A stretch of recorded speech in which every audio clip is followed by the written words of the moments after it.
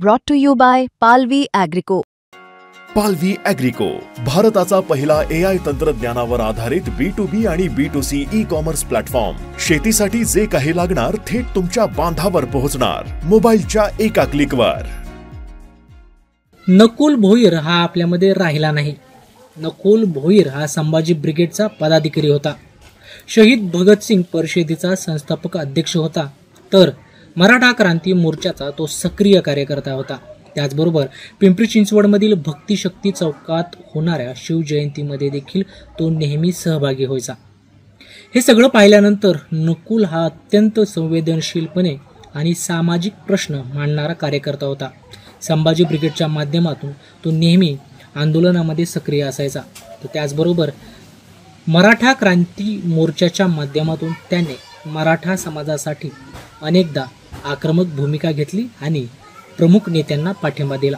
परंतु याच नकुलच्या बाबतीत एक अघटित घटना घडली, ती म्हणजे त्याच्याच पत्नीनं त्याची हत्या केली आहे.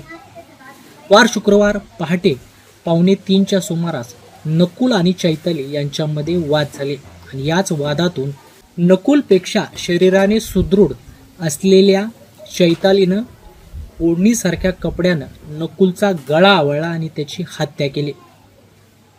नकुलचं चैतालीच्या चारित्र्यावर संशय होता आणि यातून त्यांचे अनेकदा वाद देखील झालेले आहेत, खटके देखील उडाले आहेत.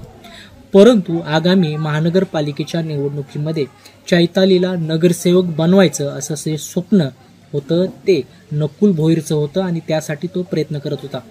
अगदी कुठलीच राजकीय पार्श्वभूमी नसताना स्वतःचं अस्तित्व या नकुलनं उभं केलं होतं.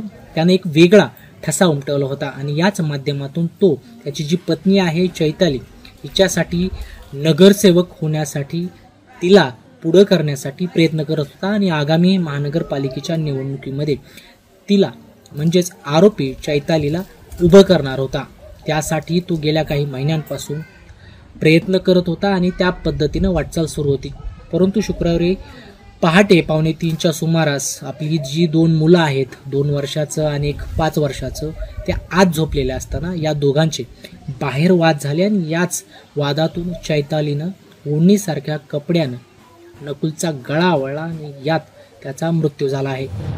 मयत आहे, मयत आणि आरोपी हे नात्याने पती पत्नी आहेत आणि यामध्ये जो मयत आहे पती, त्यांनी त्याच्या पत्नीवर चारित्र्याचा संशय घेतला आणि त्या चारित्र्य संशयाने दोघांच्या मध्ये काय म्हणणं होत असेल आणि तो मनात राग धरून त्याच्या पत्नीने त्या भोईर म्हणून आहे नकुल भोईर जो मयत निसम आहे त्याचा खून केलेला आहे. गुन्हा दाखल व्हायची तजवीज ठेवलेली आहे. दाखल व्हायचं काम चालू आहे. तपास चालू आहे.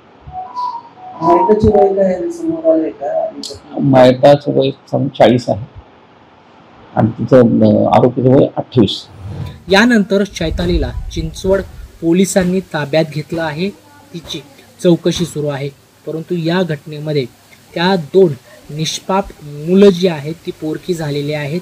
खरं तर नकुल भोईरचं संदर्भात सोशल मीडियावर अनेक ज्या गोष्टी आहेत, अनेक पोस्ट ज्या लिहिले जात आहेत आणि एकूणच सोशल मीडियाच्या माध्यमातून हळहळ व्यक्त केली जात आहे.